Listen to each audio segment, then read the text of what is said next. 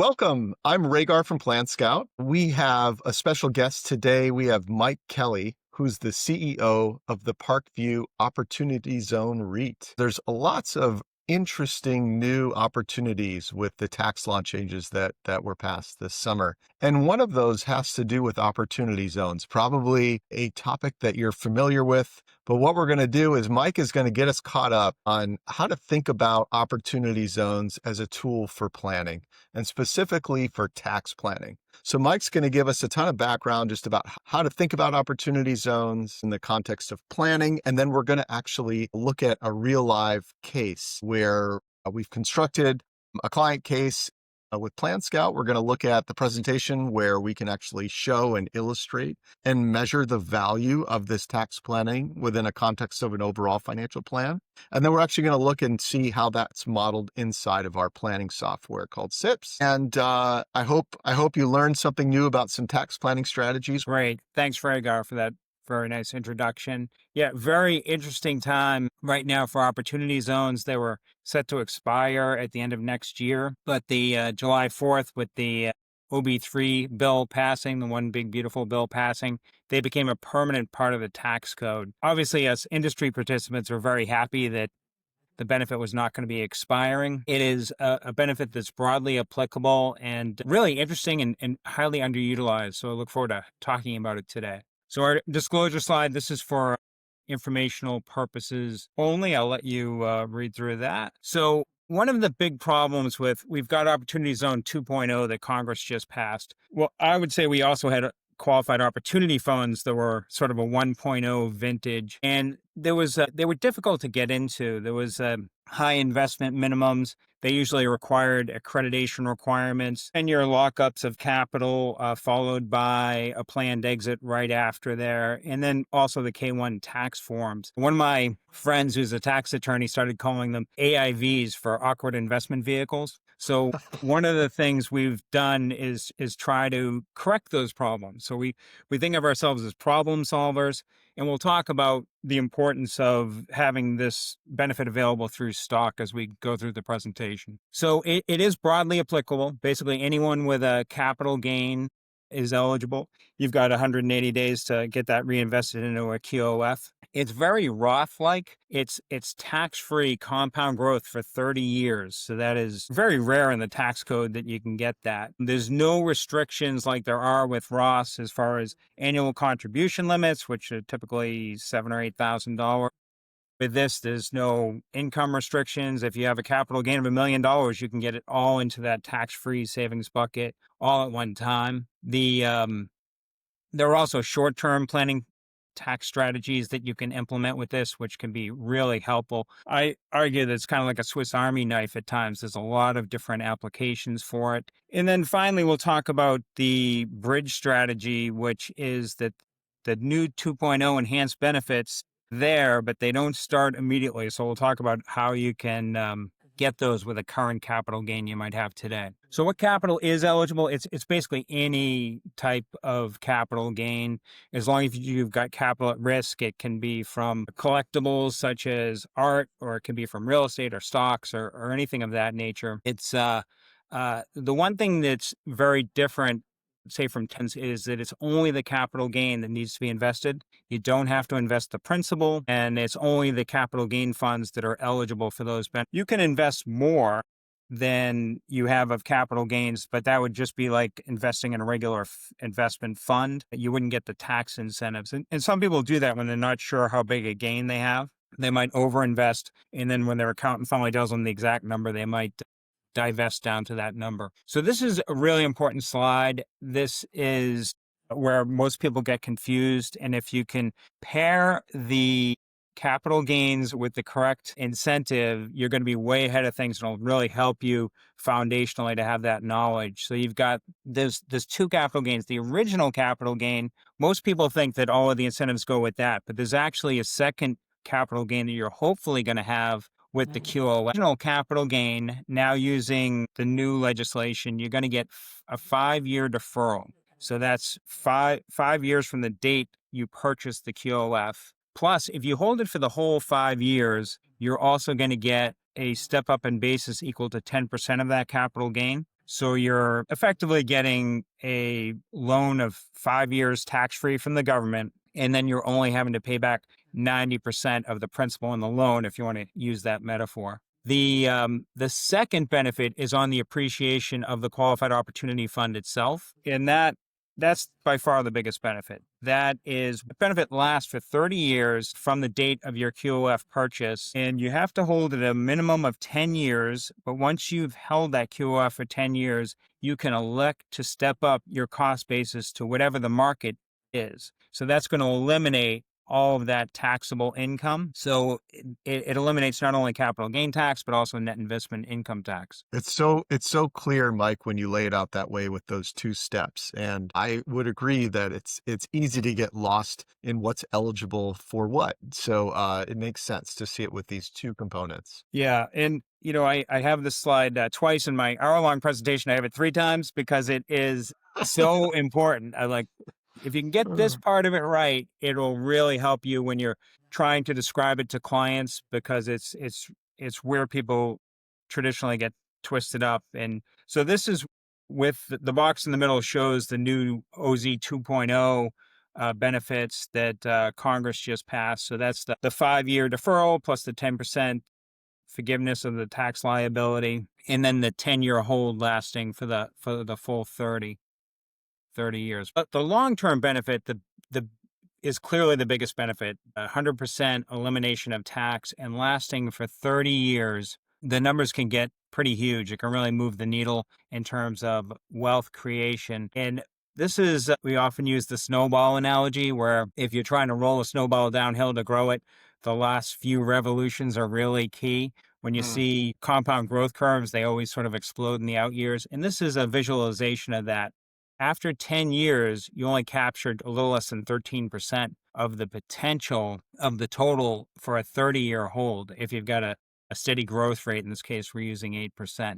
So it is really important to be able to hold on to the QOF for the very long term. If you're trying to use it like a Roth IRA, and there are a lot of funds that have planned liquidations, so it's key to know that you're in a perpetual fund if you want to try to mimic what a Roth IRA does. Additionally, you want a fund that has a buy and hold strategy, because transactions within the fund are actually taxable.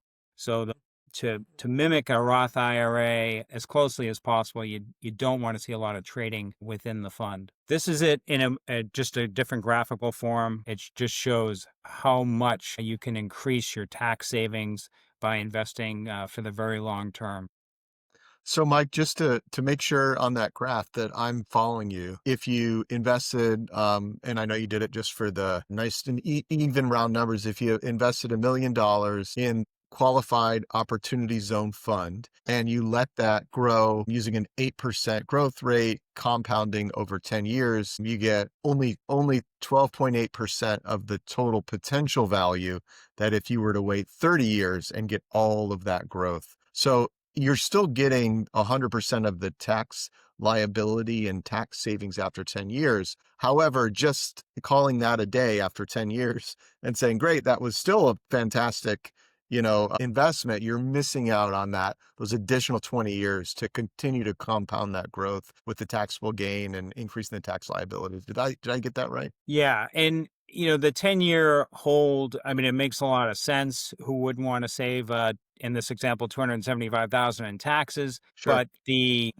just driving home the point of what compound growth can deliver in the out years. I mean, it's almost 10 times. It's all of the appreciation sees that benefit. So if the growth rate increases, those numbers Get skew even even bigger. more towards the 30-year hold. So yeah, Sure. it is really, if you're looking in terms of long-term wealth building, the 30-year hold is the way to go. And it really is a lot like a Roth IRA, although people don't tend to think of it but that way, but they really should. You want to maximize that tax advantage that the government is giving you. And this is, I think, something a bit unique with Parkview, the Opportunity Zone REIT, which is, I believe you can invest in these opportunity zones on individual investments like a real estate property. However, you're completely, if after 10 years the hold period's done and that asset is liquidated, that's the end of your holding period, right? You don't get to continue to compound that.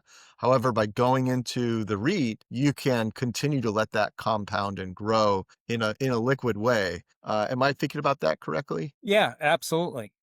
That is something that I think we bring to the table that most of the funds in the industry are based on carried interest, and you don't get carried interest until you liquidate the position. Uh-huh. So most of these are real estate because it's a geographically based program. Yes. Originally, we thought it would work pretty well for businesses, but it's very difficult with trucks and salespeople and everyone going outside of the zone. Real estate is the easiest way to comply. So you've got a lot of funds that used to do private partnerships that would be 4 to 7 years, and Hmm. then you'd exit. They stretched it out to 10 years. So they're waiting to get paid longer, but the whole program is 30 years. And I'm just encouraging people to think about it that way, that the really long term hold are where the huge tax savings are. Exciting, really exciting. And I feel like that graph that you showed just shows that, I mean, those are the same 10-year periods. Like if you look at the bar chart that you had,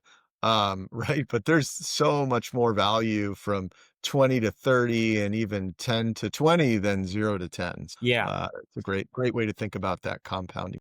Absolutely. This is a short term strategy. Again, most funds are 10-year holds and you're locked in for 10 years and then you have a planned liquidation. But there are other things you can do when you have control of your holding period that I think are really important and that having stock allows you to do.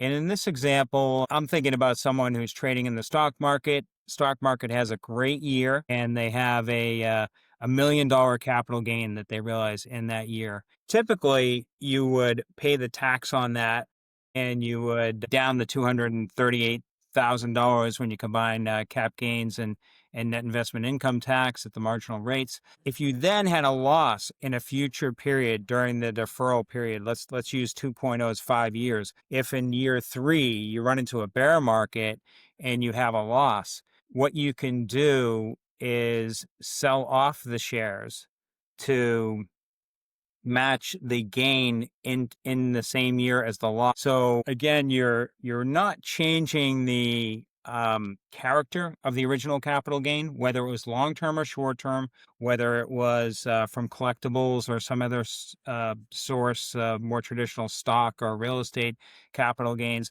None of that changes, but the realization date does change. So you can trigger that same capital gain but just with a different date using a QOF. It's sort of like an insurance policy that doesn't cost you anything because you can now match the gain in the same year as a loss. You've dragged it forward, Oh, and that's wow. going to it's going to result in a zero tax rate. Essentially, you wind up with the cash instead of a tax loss carry forward. So that's a deal I'd take any day. Yeah, I love that. I love that perspective of thinking of this as like an insurance policy to realize some benefit in the future year when it makes sense for you. That's exciting. Yeah, and if no loss happens, you've got a deferral of 5 years with the potential for 10% principal forgiveness, and you could cash out at that point, or you might decide to hang on and go for the longer term benefits. Makes sense. So really important. One of the things I emphasize is getting money into that tax free bucket, but the tax free can go a long way towards protecting you and helping you to realize to really know how much spendable savings you're going to have in retirement. Very hard to tell what tax rates are going to be if you're planning to retire in 20 or 30 years. So, which is why it's so nice to get them into a Roth IRA where you're getting the government to agree, if you participate in these programs, they're going to make that cash tax free. And with a QOF, you can get a lot of money into that tax free bucket much faster than you can typically, especially versus Roths. One of the things that people are concerned about is new taxes like the net investment income tax, which are aimed at Mhm. capital gains income. So the mechanism is really important. If you get to the 10-year hold, you can step up your cost basis to whatever the market is. That eliminates the capital gain income. So if anything is created in the future that we haven't even thought about yet, 10 years from now, they come up with another version of net investment income tax that targets that income from capital gains. Anything times zero is zero because that gain is completely wiped out. So it really is super helpful to be able to eliminate that. And it's just so much better than if they just said, oh, you're not going to owe on capital gains tax. You can sleep better at night knowing that income is eliminated. I completely agree, Mike. The tax free, the more assets you can get in there, the better. And I love how you're sharing that opportunity zones is another way of tax free assets and another tool. And while almost everybody is familiar with Roth conversions, some financial advisors will use insurance to also give that tax free Yep. the tax-free exposure, but opportunity zones is yet another way to do it. And it takes a little bit of education and understanding about how to work within these opportunity zones, but it's really exciting with what you all have with the liquidity and the ability to have some diversification, also that flexibility to realize some of these gains. It's exciting. So this is the a little a chart to show you the differences between the two programs. The biggest thing is the timing of the eligibility. If you make the QOF investment in 2026 or earlier, you're going to be in the original program. If you make it after the start of 2027, you're going to get the OZ 2.0 benefits. It can be the same fund, just a week later, and you're going to get completely different benefits. So it's really important. But the deferral benefit was going to run out the end of next year. So right now, it's only a 1-year deferral. There originally were some elimination benefits, a 10% and a 5%. But that has since expired. You can't hold on long enough before the program was going to expire. So that is gone. So basically, it's just the 1-year deferral. And then the 100% elimination benefit still goes all the way out to 2047. So 22 years. That seems like a long time. But as we talked about in those earlier slides, those last few years, those last few rotations of the snowball I are love that. critically important to Yeah. maximizing this benefit. So Mike, so even though the tax law was passed, this 2.0 version really doesn't go into effect until 2027. And so I know you've got some strategies that you've thought about what if a financial advisor has a client that has a big realized capital gain between now and January 1st, 2027. Is there anything that you would suggest they could do to, kind of prepare for still getting into this opportunity zone? Are there still some strategies that those clients can take? Yeah, absolutely. The industry as a whole was very concerned about this as the legislature was kicking it around because this legislation is meant to steer capital into these low income neighborhoods. And it does that by incentivizing investors to put their capital there for the long term. But Congress wanted to make a clean break. They didn't want to try to mold this new program into the old one. So they are waiting for the one to expire before the new one starts. And that is creating what they're calling it the dead zone. They're afraid that investors aren't going to invest because they're waiting for the enhanced benefits to start in 2027. You can, with a QOF, you can, as we talked about before, it's still your original capital gain. You're just deferring the realization date. And if you use a QOF to defer and then you sell the QOF, that opens up a new 180-day window where it's just like you realize that original capital gain. It is still an eligible capital gain for QOF investment. So you can invest in a different QOF, you can invest in the same QOF. So what you can do is if you have a current capital gain, you can invest in a QOF. You can then sell it, but you're bridging the eligibility gap in early 2027. You're going to have a realization date right at the end of 2026, December 31st. You're going to have a realization date. You cannot have a QOF, two QOF investments going off of the same capital gain. So you've got to sell that original QOF. And once you've hit that inclusion date and sold the QOF, or you might sell the QOF a little bit earlier, you're eligible for the next 180 days. So you obviously want to the part of your window that's in 2027, and you can make a brand new QOF investment, and now you're in the zone for the new benefits. So there's no reason to wait. If there's opportunities for clients and they have these realized gains, it's just going to take a little bit of coordination and logistics around the end of 2026 and early 2027 to kind of get started into the 2.0 program is what it sounds like. Yeah, yes. I expect a lot of excitement around it. And that'll provide liquidity as new investors come in for investors using the bridge strategy to sell. And then you can reinvest through the subscription agreement or whatever way it works best for you. But it's a nice provision in the final regulations that can be, it's the final OZ regulations that can be super helpful in basically mitigating which something that Congress sort of inadvertently created this zone where the people may be waiting. There's really no reason to wait. You can take advantage right now. You actually wind up with a longer deferral period, Hmm. but each time you reinvest in a new QOF, it restarts your 10-year clock. So the biggest incentive, that 100% elimination, gets reset, but you can move between QOFs and continue deferring. So going over the key points, broadly applicable, going to be applicable to almost anyone over time. I think a lot of people are just starting to realize that it can be for smaller capital gains. You can invest 10,000 or 20,000 or any amount, and you can aggregate them. You could just keep contributing. They significantly increase after-tax returns. I think you guys are going to be talking about that in a little bit. Um, the stock ownership greatly increases the availability of these assets. It's much easier to get involved with stock than it is in one of these partnerships. And also, there's the control of the holding period, whether you're doing a short-term strategy or a long-term strategy.